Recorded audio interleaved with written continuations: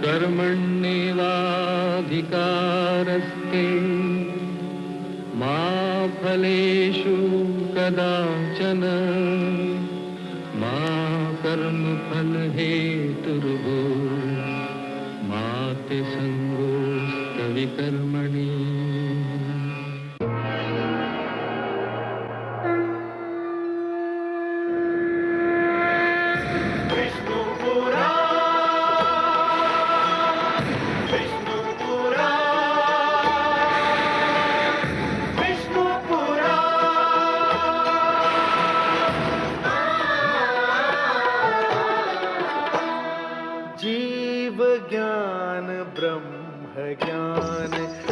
श्री विष्णु पुराण ओम की कथा महान।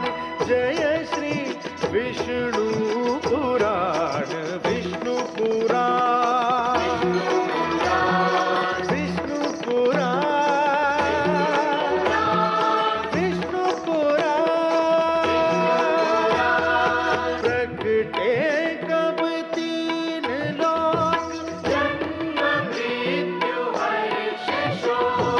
पृथ्वी जल वायु गगन प्रकृति कब ज्योत अगन।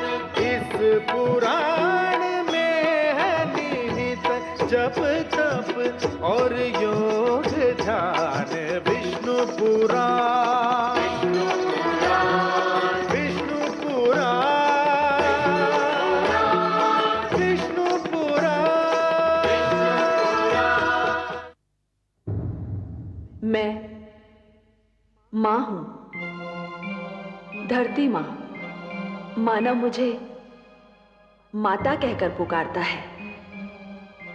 मुझे बनाने वाले ने मुझे अपने चरणों से छूकर इतना पवित्र कर दिया था कि देवता भी मेरी धूल से माथे पर तिलक लगाकर स्वयं को धन्य समझते हैं। आज मैं उसकी कथा सुनाने तुम्हारे निकट आई हूं, जिसने मुझे बनाया है, जिसने मुझे मानव जैसे श्रेष्ठ पुत्र की भेंट दी है, जिसने मेरे आंचल की छांव को मानव के रहने का सर्वश्रेष्ठ स्थान बनाया है, जिसने सूरज, चांद, सितारों को आसमान में बांध रखा है, जिसने मेरे आंगन में फैले हुए समुंदरों को किनारों से रोक रखा है, ताकि उन्हें भी अपनी सीमाओं का आभास रहे। किंतु जो स्वयं असीम है, अनंत है, जो जन्मदाता भी है और पालन करता भी। हां, मैं तुम्हें उसकी कथा सुनाने आई हूं, जो अपने भक्त प्रहलाद की रक्षा करने के लिए नरसिंह बनकर आया, जो राक्षसी संस्कृति का नाश करने के लिए राम बनकर जन्मा, और जो कंस का अत्याचार मिटाने के लिए कृष्ण के रूप में अवतरित हुआ, जो मेरा आराध्य है, तुम्हारा आराध्य है, हम सब का आराध्य है। विश्व जिसे विष्णु कहकर पुकारता है, जो नारायण भी है, लक्ष्मीपति भी है। ये कथा सुनना हर एक के लिए आवश्यक है, नितांत आवश्यक। केवल इसलिए नहीं कि ये परमपिता परमेश्वर की कथा है, केवल इसलिए नहीं कि इस कथा में मानव की परंपरा है, उसकी सभ्यता का इतिहास है, उसका अतीत, वर्तमान और भविष्य है, बल्कि इसलिए आवश्यक है कि इस कथा से जीवन जीने की, सत्य मार्ग पर चलने की, अन्याय से संघर्ष करने की, कर्मयोगी बनने की प्रेरणा मिलती है। इस कथा में जीवन के मूल्य हैं, जीवन के सिद्धांत हैं। ये कथा सुनकर मानव धन्य हो जाते हैं, जान लेते हैं कि जो कर्मठ होते हैं, परमपिता परमेश्वर उनकी रक्षा अवश्य करता है। ये कथा मैं ही सुना सकती हूँ, क्योंकि मेरी रचना मानव की रचना से पहले हुई थी। मेरा इतिहास मानव इतिहास से भी पुराना है। इस कथा का आरंभ महाप्रलय से होता है।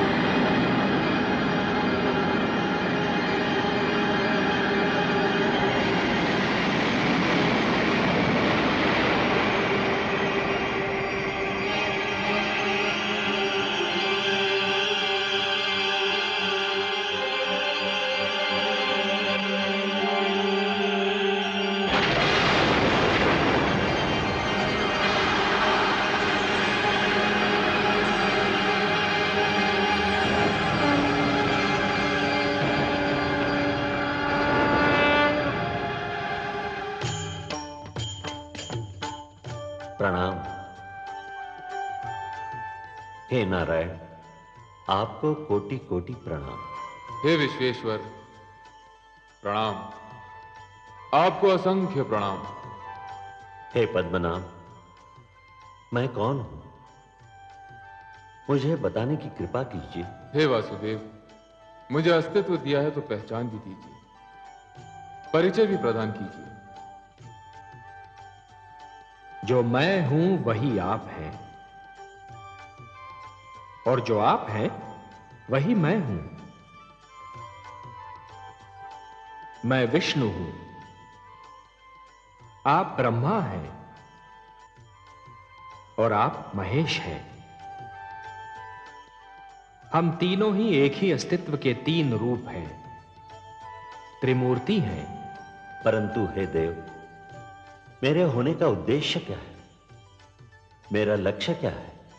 हे ब्रह्मा, सृष्टि की रचना होनी है, संसार का निर्माण होना है, जीवन का जन्म होना है, और ये सारे कार्य आप ही को तो करने हैं। आप विधाता हैं, सृष्टि में जन्म लेने वाले जीवन के जन्मदाता हैं। और हे परमेश्वर, मेरी रचना क्यों हुई है? हे महेश, हे शिव शंकर, निर्माण और विनाश, जन्म और मृत्यु एक क्रम है, एक चक्र है। जो बना है उसे समाप्त भी होना है, जिसने जन्म लिया है उसे मृत्यु भी आनी है। यह क्रम चलता रहेगा, यही प्रकृति का नियम है। आरंभ ब्रह्मा है, और हे महेश, आप अंत हैं, और आप दोनों के बीच मैं स्वयं विष्णु पालन करता हूं।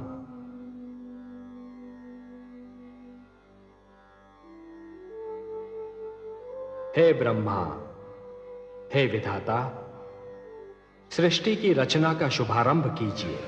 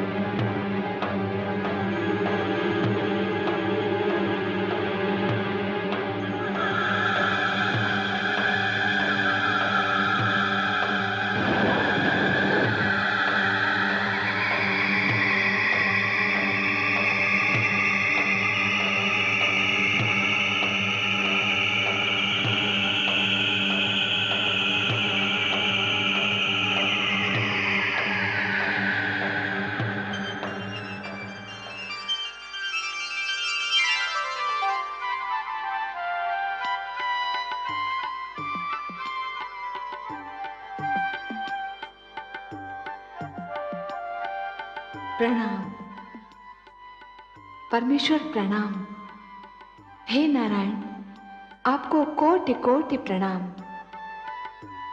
हे नाथ, हे सर्वशक्तिमान, आप तो अपने आप में ही संपूर्ण थे, फिर मेरी रचना करने की क्या आवश्यकता थी? हे महादेवी, जैसे एक पुष्प सुगंध के बिना, वृक्ष फल के बिना और दर्पण छाया के बिना अधूरा होता है, उसी प्रकार एक पुरुष नारी के बिना अधूरा है।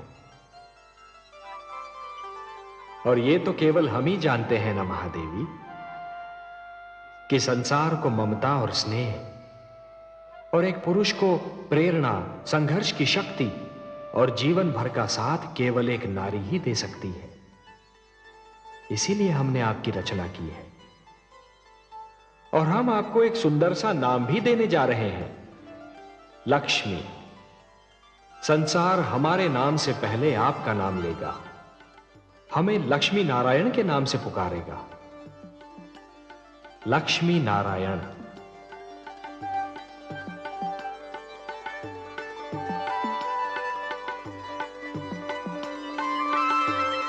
श्री विष्णु भगवान की अनुमति से ब्रह्मा ने सृष्टि के निर्माण का श्री गणेश किया।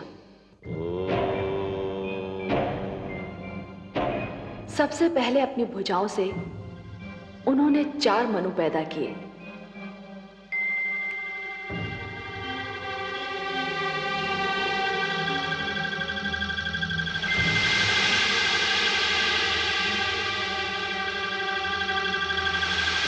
और उनसे मानव जाति की उत्पत्ति का भार उठाने को कहा।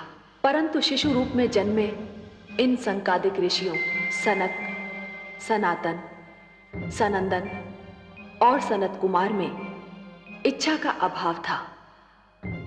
मैं तुम्हें आज्ञा देता हूं, जो कार्य तुम्हें सौंपा है उसे तुम पृथ्वी पर जाकर पूर्ण करो।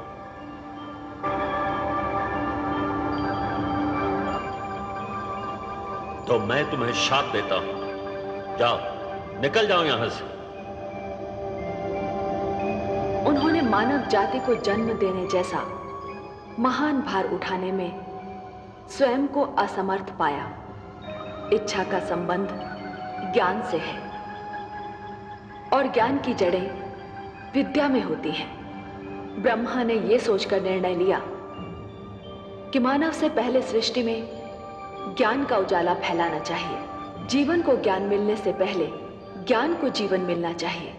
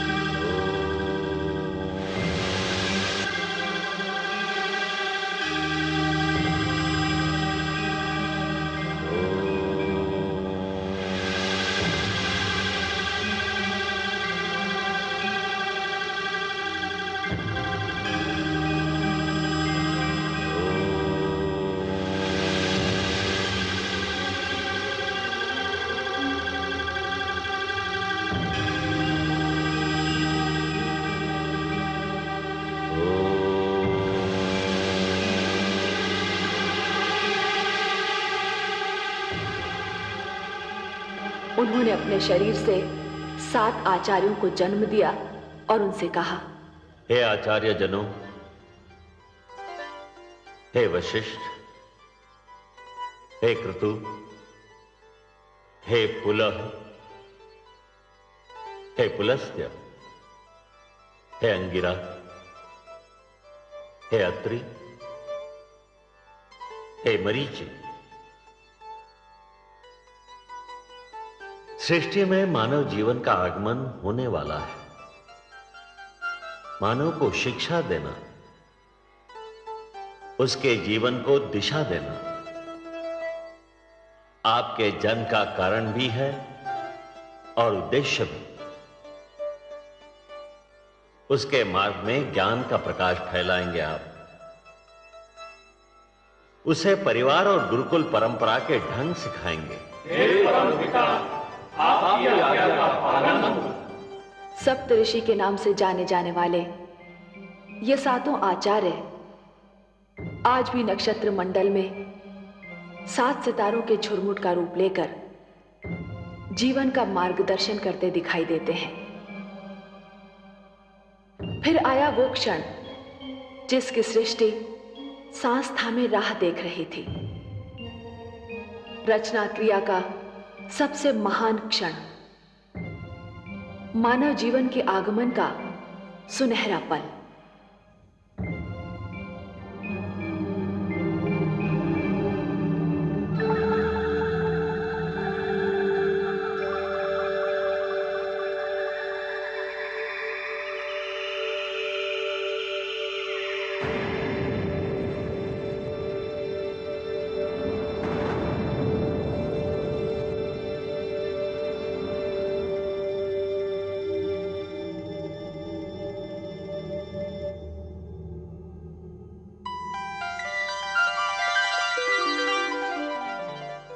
प्रणाम प्रभु।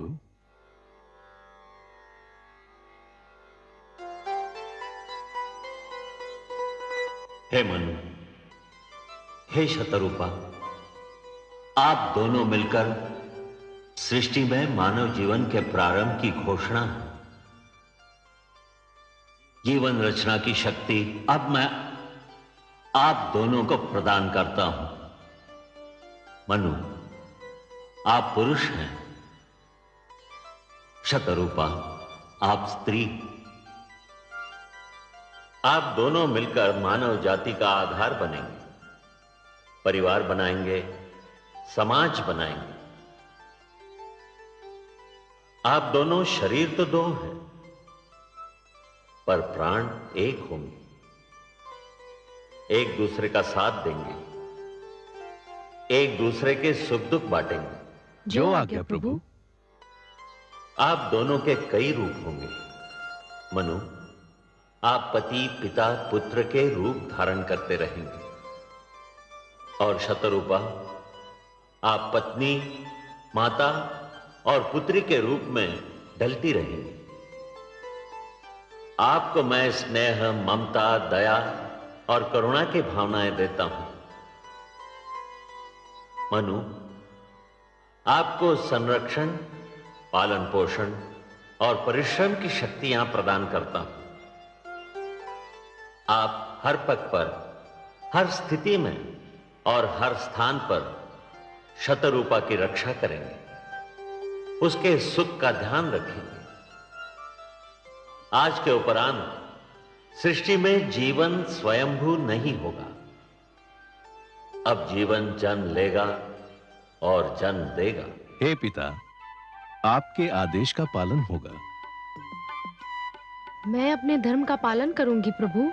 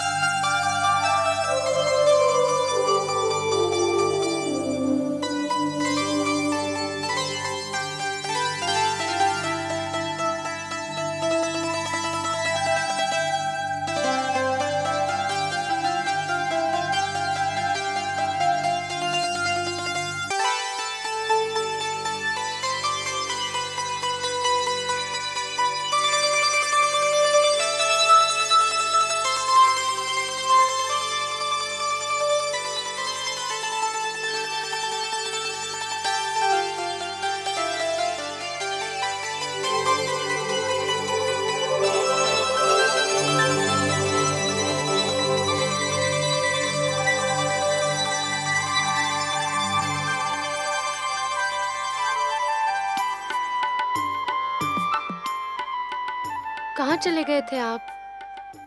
आपको पास न पाकर मैं कितनी घबरा गई थी। क्यों चले गए थे मुझसे दूर?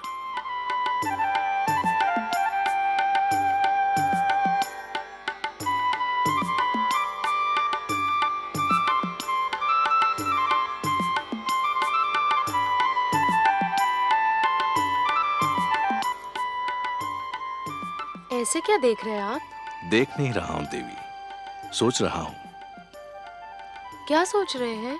यही कि आपके प्रश्न का उत्तर दूं या ऐसे ही आपको निहारता रहूं, या आपकी मधुर वाणी सुनता रहूं। ऐसी क्या बात है मुझ में और मेरी वाणी में? आपको सामने पाकर मुझे ऐसा लगा जैसे उषा की लालिमा, पुष्प की कोमलता, चंद्रमा की शीतलता और झरनों की मधुरता सब एक ही शरीर में ढल गई हों। देवी, मैंने भोर भय पंछियों की चहकार सुनी, मैंने सूर्य की पहली किरण छूने पर कलियों की चटकार सुनी, मैंने सरोवर पर वर्षा की पहली बूंद की झनकार सुनी, परंतु उनमें वो संगीत और स्वर लहरी नहीं मिली जो आपकी वाणी में सुनाई दी। विश्वास नहीं होता कि ये सब क्यों हो रहा है, कैसे हो रहा है। कहीं ये कोई सपना तो नहीं, या स्वयं आप भी कोई सपना तो नहीं? तो मुझे छूकर देखिए। सपने को तो हाथों से छुआ भी नहीं जा सकता।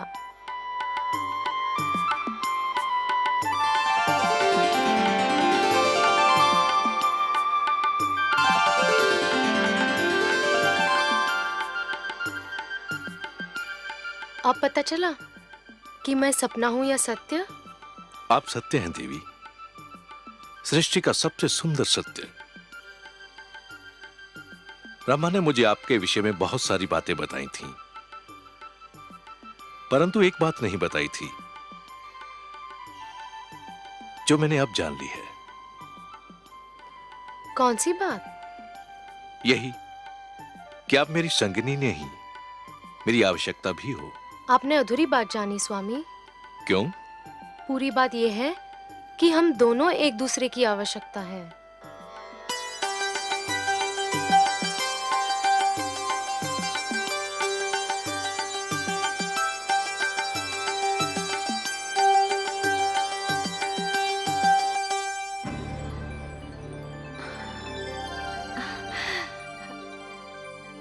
धन्य है आप प्रभु, आज आपकी लीला का एक अनोखा रंग देखा है मैंने। कितना सुंदर है ये संसार, कितनी अनुपम है ये रचना, ये प्रेम, ये भावना, ये स्नेह। मनु और शत्रुपा की भावनाओं में जो फूल सी सुगंध, मधु सी मिठास और कलियों की कोमलता का अनुभव किया, वैसी भावनाओं से तो हम देवलोक वाले भी वंचित हैं प्रभु। आपको अच्छा लगा महादेवी? बहुत ही अच्छा लगा सर्वेश्वर, बहुत सुंदर, बहुत मधुर। ये भावनाएं और इनको प्रदर्शित करने की शक्ति केवल मानव जाति को मिली है। यदि मानव ने इन भावनाओं की रक्षा की तो ये भावनाएं उसे जीवन की प्रेरणा देंगी, उन्नति की शक्ति देंगी, उसे शांति का मार्ग दिखाएंगी। ये प्रेम, ये स्नेह और एक दूसरे का आदर करने की यह भावना ही मानव जाति को संस्कृति देगी, सभ्यता देगी, उसे उत्थान का मार्ग दिखाएगी। और यदि मानव ने इन भावनाओं को त्याग दिया तो वो पशु और पिशाच के स्तर से भी नीचे जा गिरेगा। मेरी तो प्रार्थना है कि ऐसा दिन कभी ना आए प्रभु। ये सुंदर संसार यूं ही बसा रहे, प्रेम की ये शीतल धूप यूं ही बिखरी रहे, जीवन यूं ही मुस्कुराता रहे। मुझे तो इस धरती और इस जीवन से स्नेह हो गया है प्रभु। भगवान श्री विष्णु की मुस्कान बता रही थी कि माता लक्ष्मी ने अभी संसार का एक ही रूप देखा है। दूसरे रूप का ज्ञान तो केवल भगवान विष्णु को ही था। वो जानते थे कि क्या होगा और वही हुआ। परंतु मानव जन्म के साथ ही मानव के मन में जन्म लिया महत्वाकांक्षाओं ने, लालसाओं ने। मानव जाति बलवान और निर्बल, छोटे और बड़े, निर्धन और धनवान, राजा और रंक के वर्गों में बंटने लगी। शक्ति अभिमान में, बल अत्याचार में और प्रेम व्यभिचार में बदलने लगा। हिंसा भड़क उठी, युद्ध होने लगे। मेरे आंगन में रक्त की बाढ़ आ गई।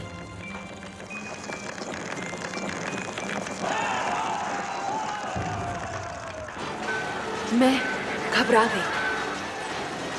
मैंने मानव को बार बार पुकारा, पर हाहाकार में उसने तो मेरी पुकार नहीं सुनी। परंतु मेरी ये पुकार देवलोक तक पहुंच गई।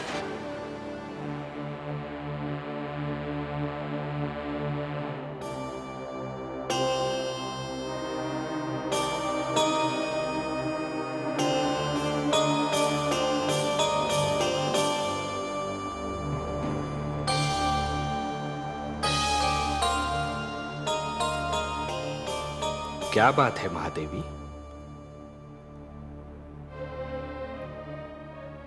आपके इन सुंदर नयनों में आश्चर्य और विस्मय की छायाएं क्यों तैर रही हैं? किस सोच ने आपके मन को घेर रखा है? कुछ नहीं विश्वेश्वर, यही सोच रही थी कि यदि चित्रकार के बनाए चित्र को कोई बिगाड़ दे तो क्या उसे तनिक भी चिंता नहीं होगी? यदि कोई शिल्पकार की बनाई मूर्ति को तोड़ने की चेष्टा करे तो क्या उसे तनिक भी दुख नहीं होगा? यदि कोई चित्रकार अपना चित्र किसी को उपहार में दे दे तो उस चित्र को संभालना उपहार पाने वाले का कर्तव्य है। कोई शिल्पकार अपनी मूर्ति किसी को भेंट दे दे तो उस मूर्ति की देखभाल करना भेंट पाने वाले का कर्तव्य है। वैसे हम समझ गए कि आप पूछना क्या चाहती हैं। आप तो अंतर्यामी हैं। लगता है आप हमारी धरती पर घटने वाली घटनाओं से पीड़ित हो उठी हैं। हाँ पद्मनाभ, मैं बहुत दुखी हूं। क्यों हो रहा है ये सब? क्यों मचा है ये हाहाकार? प्रेम बनाया था तो घृणा क्यों बनाई? जो हो रहा है हो सकता है वो वही हो जो स्वयं विधाता ने लिखा हो। और अपना लिखा तो स्वयं विधाता भी नहीं मिटा सकते ना। हे महादेवी, हो सकता है कि यह मानव की परीक्षा हो, उसके कर्मों की परीक्षा हो। पर ऐसा संसार और ऐसा मानव आपने बनाया ही क्यों नारायण, जो आपकी बनाई धरती पर अंधेरा फैला रहा है? तो आप क्या चाहती थीं कि हम केवल दिन बनाते और रात्रि न बनाते? फिर मानव को अंधेरे उजाले का अंतर कैसे जान पड़ता? विष न होता तो अमृत की महत्ता कैसे जानी जाती? पुष्प के साथ कांटे न होते तो पुष्प के सौंदर्य को कौन जान सकता? पतझड़ न आती तो वसंत ऋतु इतनी सुहानी कैसे लगती? हमने मानव को बनाया है देवी। मानव इतिहास को बनाने का कार्य हमने अपने हाथों में नहीं रखा, वो तो उसी पर छोड़ दिया है। अभी तो उसे अपनी शक्ति का आभास हुआ है। इसी से उसे न्याय अन्याय, सत्य असत्य, धर्म अधर्म और पाप और पुण्य की जानकारी भी होगी। हमने बुद्धि दी है मानव को, विवेक दिया है उसे। और यदि मानव ने विवेक से कार्य नहीं किया तो? यदि धरती पर रात्रि इसी प्रकार दिन को निगलती रही तो? अंधकार प्रकाश को डसता रहा तो? तब क्या करेंगे आप? चिंता मत कीजिए देवी। यदि असत्य और अधर्म अपनी सीमा को पार कर गए, यदि धर्म की हानि होने लगी, तो हम स्वयं धरती पर जाएंगे। हम वचनबद्ध हैं।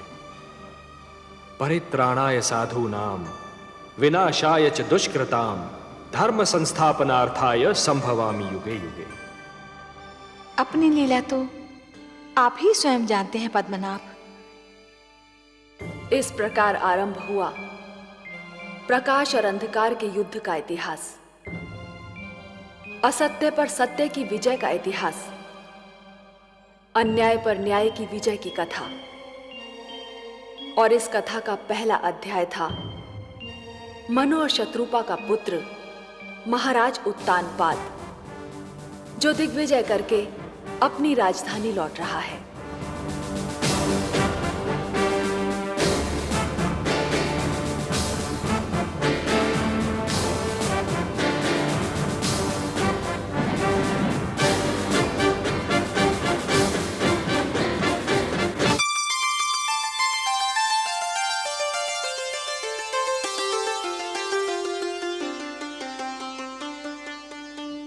महारानी सुनीति की जय हो। महाराज उत्तानपाद दिग्विजय से लौटकर आ गए हैं। महारानी चलकर उनका स्वागत नहीं करेंगी?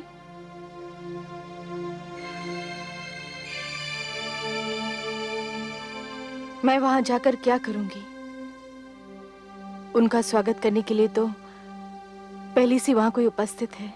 क्षमा करें महारानी, पर आप बड़ी रानी हैं, पट रानी हैं। महाराज के स्वागत का अधिकार तो आप ही को प्राप्त है। अपने स्वागत का अधिकार, देने न देने का अधिकार तो महाराज के हाथों में है, और महाराज ये अधिकार अब किसी और को दे चुके हैं। आप यही है बातें पिताश्री के स्वागत को नहीं गई? नहीं पुत्र, मैं नहीं गई। फिर मैं जाऊंगा पिताश्री का स्वागत करने। तुम भी ना जाओ पुत्र। क्यों बातें? मैं नहीं चाहती कि इतनी कम आयु में तुम पीड़ा और दुख जैसे शब्दों का अर्थ जान लो। तुम्हारे कोमल मन को तनिक भी ठेस लगी ना, तो मैं सहन नहीं कर पाऊंगी। मैं समझा नहीं माताश्री। अभी छोटे हो ना, बहुत सी बातें तुम्हें समझ नहीं आएंगी। पर माताश्री, मैं उनसे मिलने को व्याकुल हो रहा हूँ। इतने दिनों बाद तो लौटे हैं पिताश्री। जहाँ इतने दिन राह देखी है, थोड़ी देर और प्रतीक्षा नहीं कर सकते? वो यहीं आएंगे। एक बात पूछूं माते? अवश्य पूछो। क्या वृक्ष की छाया वृक्ष से दूर रह सकती है? कदापि नहीं। तो फिर पुत्र अपने पिता से कैसे दूर रह सकता है? पिता के प्रेम पर पुत्र का जन्मसिद्ध अधिकार है।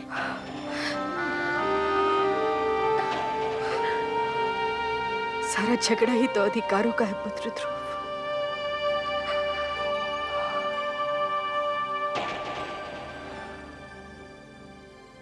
अधिकारों का है।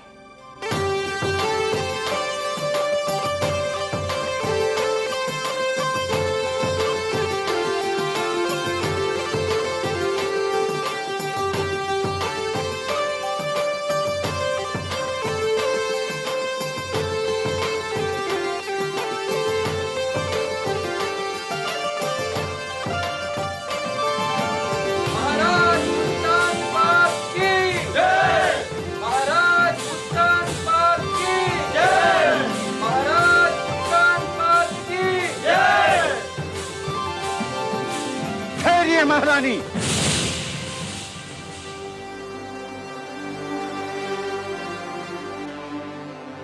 ये उचित नहीं है। क्या उचित नहीं है? महाराज के स्वागत का प्रथम अधिकार बड़ी रानी को प्राप्त होता है। किंतु ये अधिकार महाराज ने बड़ी रानी से लेकर हमें दे दिया है। क्या अंतर पड़ता है गुरुदेव?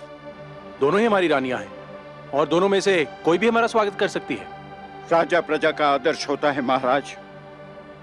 राजा जो कार्य करता है, प्रजा उसी का अनुकरण करती है। राजा मार्गदर्शक होता है, समाज उसके पीछे चलता है। उचित अनुचित की परिभाषा भी राजा ही बनाता है। यथा राजा तथा प्रजा। आज जो कार्य हो रहा है, उससे समाज के बड़ों के आदर की परंपरा संकट में आ सकती है।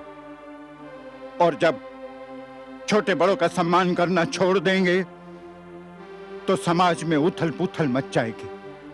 और जब समाज में उथल पुथल हो, तो राज्य की स्थिरता डगमगा जाती है। यदि महाराज परंपराओं को तोड़ना चाहते हैं, तो आपको क्या आपत्ति है गुरुदेव? परंपराएं हमारे आदरणीय पूर्वजों ने बनाई हैं। उन्हें तोड़ने का किसी को अधिकार नहीं है। तो फिर महाराज का क्या निर्णय है?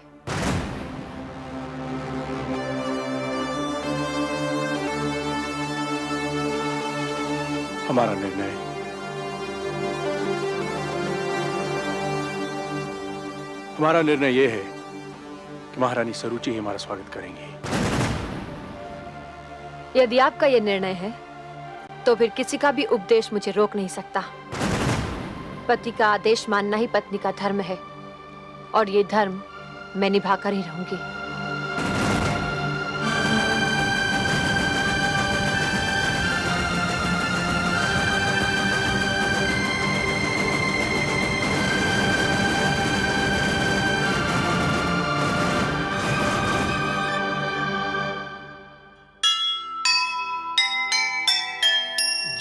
जैसे चले महान जन वैसे चले समाज, वैसी बन जाए प्रजा जैसा होगा राज। टूटी अगर परंपरा टूटेंगे आदर्श, दुख ही दुख